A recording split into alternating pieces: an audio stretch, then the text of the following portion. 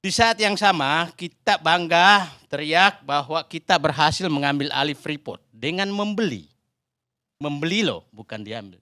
Tapi di saat yang sama kita memberikan tambang gratis tanda kutip kepada salah satu negara. Hati nurani kita di mana ketidakadilan ini? Mereka bebas pajak dengan ditentukan berapa investasi. Tapi saya melihatnya sepertinya investasinya dulu itu baru dibikin aturannya. Padahal di sana tuh ada aneka tambang, ada Inco yang sudah aneka tambang sejak zaman Belanda. Inco puluhan tahun. Apakah dia menikmati? Enggak. Nah, ini kesalahan kita mengambil kebijakan tidak adil. Nah, karpet merah itu berlanjut terus. Masih ingat kita pada saat kita dilarang, sholat Idul Fitri pun dilarang. Sampai sholat Idul Fitri dalam rumah saya. Tapi tenaga kerja Cina kita dipertontonkan masuk setiap saat. Nah, ini semua ketidakadilan yang jadi saya pikir Pak Bupati, ketidakadilan itu terjadi mulai dari tingkat pusat sampai tingkat bawah.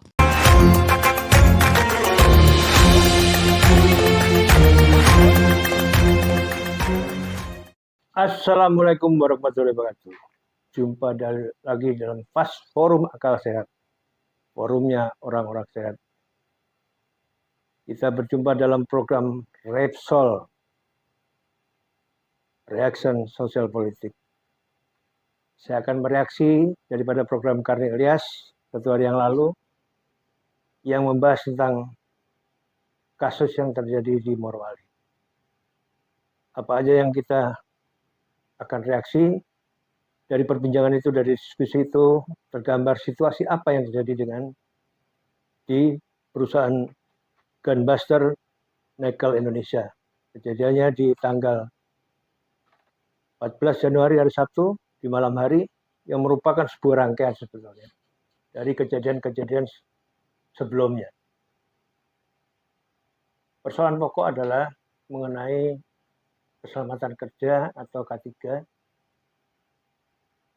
yang diharapkan oleh para pekerja Indonesia. Karena di Indonesia punya aturan yang sebetulnya sudah bagus, tapi ketika masuk dalam sektor investasi asing atau PMA, apalagi bersifat full finansial, artinya mereka membiayai keseluruhan daripada proyek itu. Tidak ada investasi dari lokal. Sementara kita tahu investasi itu harusnya memberikan dampak positif buat Indonesia, khususnya adalah para pekerja yang dari Indonesia, baik dari tingkat lokal maupun yang ada di beberapa daerah yang sudah bekerja di sana. Tuntutan yang sederhana sebetulnya mengenai keselamatan kerja, keselamatan dan kesehatan kerja, tapi karena respon terus berkembang jadinya karena ada sebuah kecelakaan smelter sebelumnya, sehingga berkembang menjadi sebuah kerusuhan. Yang patut kita harus paham bahwa kekayaan alam Indonesia harusnya memang punya orang Indonesia. Karena sudah jelas bumi, air, dan kekayaan alam yang terkandung di dalamnya sesuai daripada undang-undang itu diperuntukkan untuk rakyat dan bangsa Indonesia. Suka tidak suka kita adalah pemilik, pribumi adalah pemilik. Seringkali bangsa ini setelah kejadian baru mengevaluasi, baru melakukan suatu aturan, tapi di pemerintahan sesudahnya atau rezim-rezim berikutnya pasti terjadi perubahan yang sebetulnya bukan menguntungkan tapi sangat merugikan. Sekali lagi investasi itu bukan sebuah penjajahan. Investasi harus memberikan pemberdayaan masyarakat, kesejahteraan masyarakat, dan kesetaraan dalam bekerja segala macam. Harus terpenuhi unsur itu. Kasus Morowali Utara ini sungguh sangat disayangkan karena keberadaan negara harusnya ada. Kalau melihat dari tayangan yang kita lihat di program Indonesia Layar Bang Karni Ilyas ini, bagaimana Bupati juga tidak memahami berapa sih gaji tenaga kerja Cina dengan tenaga kerja Indonesia kan itu. Biarpun ada argumen dari Bupati tadi menyampaikan bahwa tenaga kerja Cina itu lebih diforsis tenaganya segala macam. Tapi jangan lupa bahwa ini adalah kerja di Indonesia. Artinya harus mentaati hukum di Indonesia, bukan hukum Cina. Yang paling penting juga harusnya sama-sama kita lihat, buruh kasar itu harusnya bukan dari negara yang menginvestasi atau pengusaha investasi aja didatangkan dari Cina. Karena yang harus didatangkan itu kan skillnya, bukan buruh kasarnya. Sebenarnya sama-sama kita lihat dari berbagai tayangan, termasuk dari yang kita dapat dari dialog ILC ini kan udah kelihatan adanya ribuan. Kalau ada ribuan berarti ada buruh kasar. Suka tidak suka, biarpun ditutupin, itu harusnya Disnaker atau pemerintah daerah atau pemerintah pusat, ya BKPM dan investasi, menteri investasi segala macam, mesti ada kontrolnya. Bukan kejadian harus bikin aturan, aturan itu implementasinya juga nggak jelas, dan selalu diberikan sesuai dari program ILC ini kan ada yang mengatakan karpet merah. Artinya sebuah aturan apapun akan ditabrak dengan judul investasi. Apakah seperti itu kan itu? Seharusnya investasi itu ya harus menguntungkan rakyat kita sendiri, bangsa kita sendiri. Terlepas memang kita butuh sebuah investasi untuk adanya sebuah pertumbuhan, adanya ekspor, adanya income segala macam. Tapi kalau melihat dari pembicaraan ini kan harus jelas. Berapa sih nilai rivalnya atau pengembalian uang akan di Indonesia? Karena banknya juga bank Cina. Peralatannya dari Cina, orangnya Cina. Apa dampak buat kita? Artinya harusnya ditelaah secara jernih.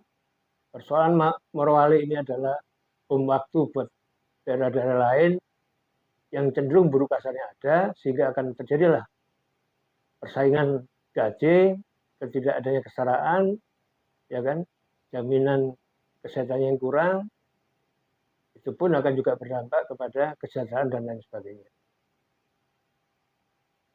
Dan jangan dilupakan pribumi adalah pendiri, pemilik, penguasa, sehingga kalau dia merasakan nikmatnya sebuah daerah yang memang dia tinggal, itu haknya pribumi. Bukan kita dikotomi pribumi dan non-pribumi, tapi itulah realita dimanapun di dunia. Kalau namanya investasi harus menguntungkan pertama lokalnya dulu, artinya pekerja lokal.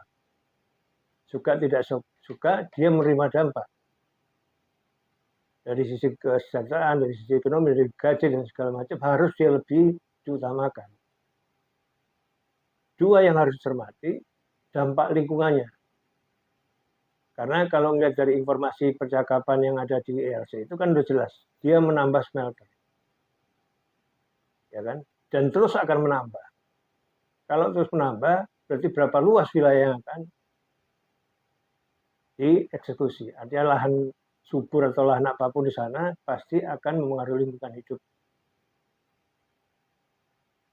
Jangan karena di situ mantan pejabat semua ada di situ, jadi seolah-olah investasi ini investasi negara, investasi BUMN. Ini menurut saya seharusnya kasus Morowali ini harus dibentuk tim pencari fakta. Bukan ada kejadian terus ditangkap-tangkepin, semua orang ditangkap, langsung suruh usaha lagi. Tidak seperti itu harusnya. Karena tim mencari fakta itu akan di stop dulu, bikin tim mencari fakta dari independensi para pihak, supaya dari kasus Morowali ini bisa menjadi sebuah acuan, sebuah aturan baru yang membuat nyaman semua pihak. Pengusaha nyaman, pekerja nyaman, lingkungan hidup tidak rusak, pemerintah memperoleh dampak dari ekspor atau pemasukan negara. Tapi pertanyaan saya, kenapa pekerja ini banyak dan non skill kalau enggaknya? Artinya dia dipekerjakan dengan ya kasar lah, buru-buru Cina kasar yang dimasukkan. Artinya dampak pertahanan negara juga harus diperhatikan. Artinya jangan sampai kita lengah, pekerja ini suka tidak suka, ini adalah Cina. Cina itu di usia muda pun wajib militer. Kalau nggak salah, mudah-mudahan nggak salah ya, 15 tahun dia wajib militer. Artinya pekerja ini punya skill militer. Kalau kita lengah, dia ada di mana-mana, di titik yang rawan. Artinya selalu, kalau kita perhatikan investasinya selalu membangun di dekat laut. Laut itu yang berseberangan dengan Cina. Saya mohon diperhatikanlah. Artinya ini dampak investasi, jangan sampai ini berdampak juga ke pertahanan negara.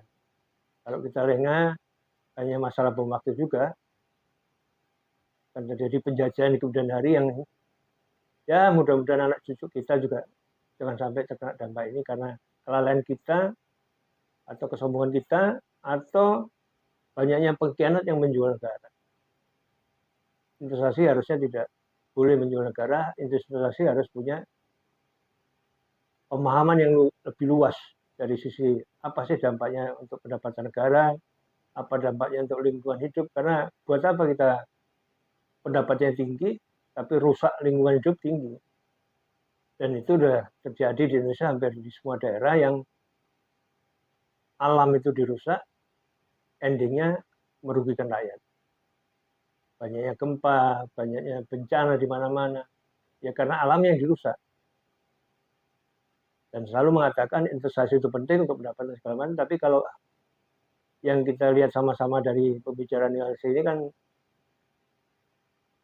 kelihatan nggak kesiapan kita. Bupati nggak siap, dia nggak tahu secara detail permasalahan itunya, hanya dimulai laporan, dan saya melihat kepentingan investasi lebih tinggi daripada kepentingan masyarakat atau para pekerja. Kedua, kalau kita cermati dari diskusi LRC ini, kelihatan tenaga kerja kasar yang dimasukkan terlalu banyak. Dan saya meyakini bahwa di kemudian hari pasti ada dampak-dampak pertahanan negara yang harus diantisipasi. Saya berharap janganlah negara dijual hanya ditutupi oleh investasi, janganlah negara ini dijual hanya untuk kepentingan politik yang sesaat, karena bangsa dan negara ini diperjuangkan para pendiri bangsa, Bung Karno, Bung Hatta, Pak Sudirman, dan segala macam itu berjuang untuk bangsa ini, untuk mensejahterakan rakyat kita, bukan untuk mensejahterakan bangsa luar atau bangsa asing.